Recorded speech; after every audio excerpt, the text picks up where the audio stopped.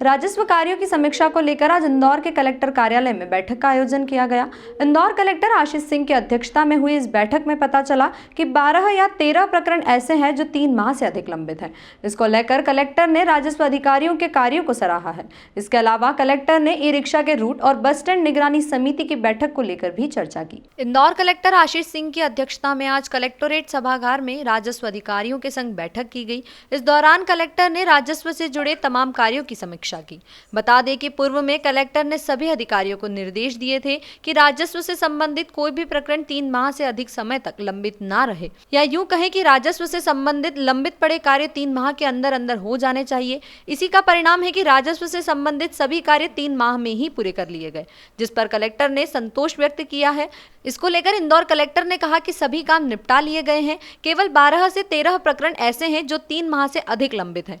उन्होंने कहा कि नामांतरण और बंटवारे के कुछ ऐसे प्रकरण हैं जिन्हें आगामी 2-3 दिनों में निपटा लिया जाएगा। वहीं सीमांकन की पेंडेंसी को लेकर नई चीज शुरू करने जा रहे हैं। ऐसे में प्राइवेट एजेंसी से भी सीमांकन करने की बात कलेक्टर ने कही है।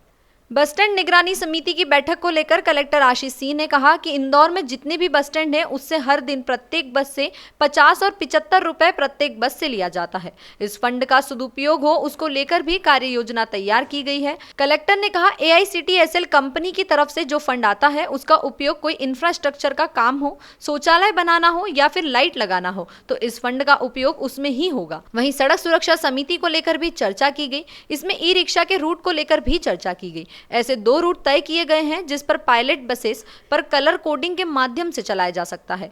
ये रूट पलासिया से लेकर बंगाली चौराहे के आगे कनाडिया तक का है और दूसरा रूट महूनाके से चंदन नगर रोड तक का है। यातायात पुलिस यदि इन रूटों के क्रियान्वयन की अनुमति दे देगी तो फिर इस रूट पर ई रिक्शा संचालित किए जाएंगे। देखिए, जो एक बस स्टैंड निगरानी समिति की बैठक हुई थी उसमें जो एक फंड रहता है, जो जितने भी हमारे बस स्टैंड्स हैं उसमें हर दिन प्रत्येक बस से जो है वो किया जाता है, एक पैसा लिया जाता है 75 रुपये पर बस और 50 रुपये पर बस। उसका जो फंड है अभी उसका कोई यूटिलाइजेशन नहीं हो पा रहा है, इसीलिए आज ये निर्धारित किया गया है कि AICTSL कंपनी के द्वारा जो फंड आता है वो खर्च किया जा सकेगा और संबंधित बस स्टैंड्स पे अगर हमको कोई इंफ्रास्ट्रक्चर बनाना है, शौचालय बनाना है, CCTV लगाने हैं, लाइट लगानी है, तो उस हेतु अगर कोई निर्माण होगा तो AICTSL करेगी। उस हेतु AICTSL को अधिकृत किया गया है। ई रिक्शा को लेकर भी कुछ चर्चा हुई? देखिए, ई रिक्शा के एक सड़क सुरक्षा समिति में हम लोगों ने तय किया था कि विभिन्न रूट्स हम लोग बनाएंगे ई रिक्शास के और उसी रूट के हिसाब से ई रिक्शा चलेंगे।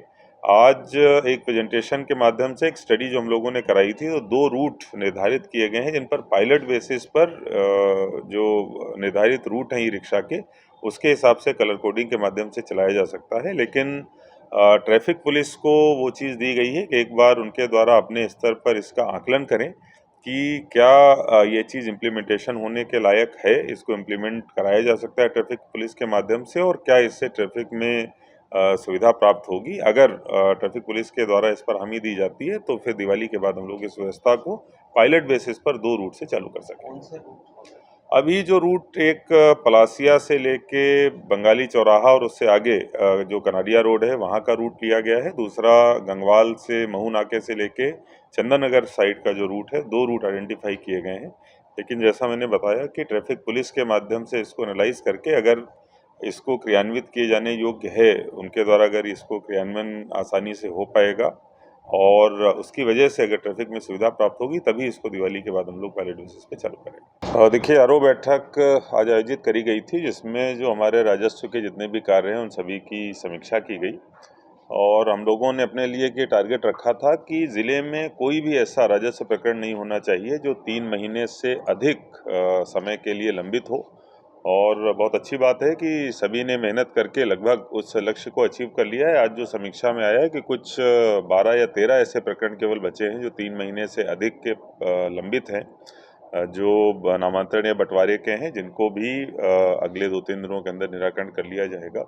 साथ में ये भी निर्देशित किया गया है कि भविष्य में कोई भी ऐसा प्रकरण नहीं होना चाहिए जो 3 महीने से अधिक की अवधि में जाए, जिससे कि हमेशा ही हमारी इंदौर जिले की स्थिति रहे कि राजस्व के जितने भी प्रकरण हैं सभी 3 महीने के अंदर निस्तारित हो रहे हैं, कोई भी उससे ऊपर नहीं जा रहा है। इसके साथ साथ सीमांकन के लिए जो पेंडेंसी है उसके लिए एक हम लोग नई चीज़ जो है वो शुरू करेंगे। जो एक प्रावधान है एमपीएलआरसी में जिसमें कि जो प्राइवेट एजेंसीज हैं उनसे भी सीमांकन कराया जा सकता है। उसकी एक प्रक्रिया है कि टेंडर के माध्यम से उनको एम्पैनल किया जाएगा, एक रेट फिक्स किया जाएगा टेंडर के माध्यम से। तो वो प्रक्रिया शुरू करने हेतु संबंधित अधिकारियों को निर्देशित किया गया है। निश्चित रूप से अगर प्राइवेट एजेंसीज हम लोग लेके आएंगे तो उससे लोगों को भी सहूलियत मिलेगी और हमारा काम भी जो है वो ज़्यादा अच्छे और पारदर्शी ढंग से संपादित होगा।